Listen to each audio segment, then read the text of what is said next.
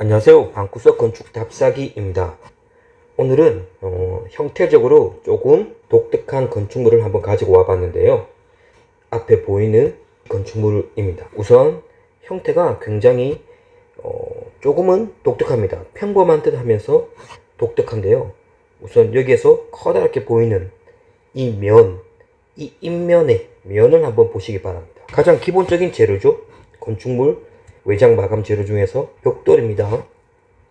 하지만 이 벽돌을 어떻게 쌓느냐에 따라서 확연하게 외부는 달라질 수 있습니다.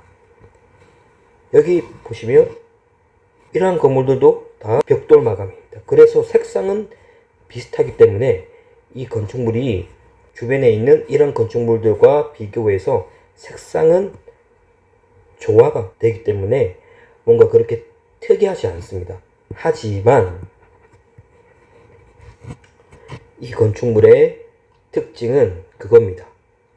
이 벽돌을 정말 어떻게 보면 한 땀 한 땀 정성을 다해서 쌓았다는 것입니다. 그렇게 해서 거기에서 약간의 틈을 주었는데요.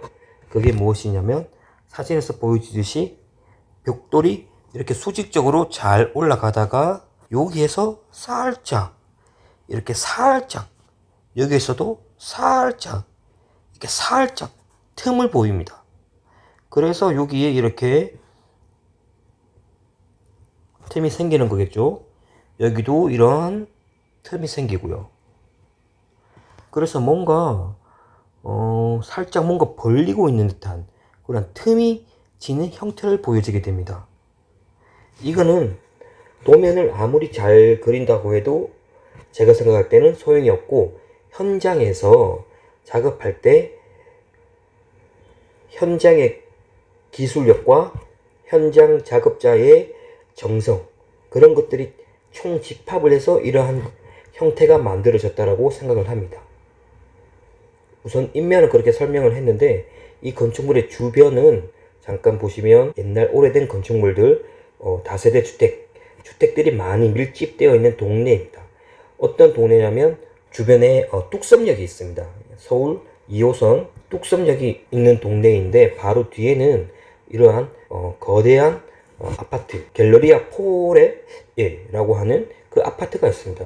이게 뒤에 이렇게 우뚝 서 있다 보니까 뭔가 싶어서 찾아봤어요. 저도 찾아보니까 이 아파트 같은 경우에는 매매 가격이 저층 같은 경우는 70억에서 조금 높다 싶으면 110억까지 하는 그야말로 미친 아파트 가격이 있더라고요. 거기에서 그렇게 멀지 않는 곳에 오늘 설명할 이 건축물이 있습니다. 이 건축물의 이름은 바로 성수 웨이브입니다. 성수 웨이브. 왜 웨이브인지는 아시겠죠? 왜냐면 이러한 웨이브 때문에 아마 웨이브 같습니다. 그리고 기본적으로 건축물의 용도를 설명하자면 근린 생활 시설입니다. 근린 생활 시설이고, 보니까 뭐 2층 같은 경우에는 뭐 카페로 이용하기도 하고, 다른 층은 잘 모르겠어요. 2층은 카페로 이용하는 것 같아요. 그리고 이 건물은 신축이 아니고 리모델링 같습니다. 리모델링 같은데, 그게 뭐냐면 기존 다세대 주택에 그래도 뼈대는 놔두고 거기에 철골을 세워서 이제 보강을 한 다음에 디자인을 완전히 바꿔버린 거죠. 용도도 바꾸고 건물을 구성하는 디자인 요소들도 완전히 바꿔버려서 이러한 이제 웨이브 같은 형태의 디자인이 나온 것 같습니다. 그리고 층수 규모를 한번 보면 반지하가 있고, 그 다음에 4층까지 있습니다. 4층까지 있는데 요거 같은 경우에는 지금 반지하가 여기 밑에 들어가 있고, 그 다음에 1층이 살짝 올라옵니다. 1층에 살짝 올라와서 이렇게 1층에 올라와서 여기까지가 1층이 되는 겁니다. 1층이 되고, 그 다음에 요게 2층, 요게 3층 됩니다. 그리고 요 부분, 요게 4층이 됩니다. 그리고 또 이러한 벽돌 쌓기의 방식이 굉장히 좀 인상적인데, 벽돌 쌓는 방식, 이러한 이제 중간에 구멍이 송송 뚫려 있는 이러한 방식은 제가 기억하기로는 그 ABC 빌딩이라고 있는데, 그 건축물에서 아마 이러한 이 벽돌의 띄어쌓기를 이제 가벽으로 이용한 건축물 중에서 좀 약간 유명해진 건축물이 있는데, 요 건축물에서 좀 약간 벽돌을 이용해서 이러한 방식이 조금 알려지게 되었다라고 생각이 듭니다. 현재 성수 웨이브 같은 경우는 거기에서 한 발 더 나가서 이러한 형태를 보여지게 된 거고, 그렇게 생각을 하게 됩니다. 다음 사진을 보면 왜 웨이브인지 보여주는 사진 같아요. 여기 이러한 부분들의 벽돌 같은 경우에는 수직이죠. 여기서 보면 이렇게 수직으로 올라와 오는데, 이러한 부분들 같은 경우에는 이렇게 앞으로 볼록 튀어나와 있는 벽돌로 이러한 형태를 구상하기가 굉장히 디테일하고 좀 난해한 작업이었을 거라고 생각을 합니다. 하지만 실현을 해버렸네요. 그리고 이렇게 약간의 틈이 있음으로 인해서 햇빛이 또 여기로 이렇게 들어올 겁니다. 햇빛이 이렇게 쫙쫙 들어올 거예요. 이렇게 빛이 쫙쫙 들어오면 이 내부 실내 공간에서는 그 느낌이 상당히 일반적인 건물에 있는 그런 느낌하고는 또 다를 거예요. 왜냐하면 여기 안에 내부에서 볼 때 이 벽돌이 보이잖아요. 이 벽돌에 이러한 작은 틈에 통해서 또 이제 밖을 바라보는 시선도 있고, 위에서 햇빛이 내려져서 그 빛이 뭔가가 이렇게 관통되는 그러한 모습들이 좀 다양한 모습을 줄 수 있다, 그렇게 생각을 합니다. 그리고 지금 이 벽 있죠. 이 벽이 외벽이긴 한데 건물을 구성하고 있는 외벽은 아니에요. 도면을 보면 알겠지만 이러한 벽은 지금 요쪽 면에 있는 요 벽은 이게 가벽이에요. 가벽. 가짜 벽이라는 거죠. 가짜 벽. 이 사진에 명백하게 나와 있죠. 이게 가짜 벽이에요. 이 벽돌 모두가 가짜 벽입니다. 가짜 벽. 그럼 진짜 벽은 뭐냐? 진짜 벽은 이 창호예요. 이 창호가 어떻게 보면 벽이고, 이 적벽돌 벽은 가벽입니다. 가벽이기 때문에 여기에 이 사이에 이러한 틈이 있는 거죠. 그래서 이 사이에 빛이 쏟아지기도 하고, 여기서 내부에서 바라볼 때는 좀 더 이 적벽돌이 주는 요 틈에서 보여지는 시선들도 느껴지기도 하고, 그리고 또 이 주변에는 주택들이 많은데 이런 이 가벽이 그러한 주택에서의 시선들도 차단을 시켜주기도 하고, 그러니까 이 가벽의 역할이 꽤 많다. 디자인적으로도 굉장한 역할을 하는 것이고, 기능적으로도 많은 역할을 하고 있다, 그렇게 생각이 됩니다.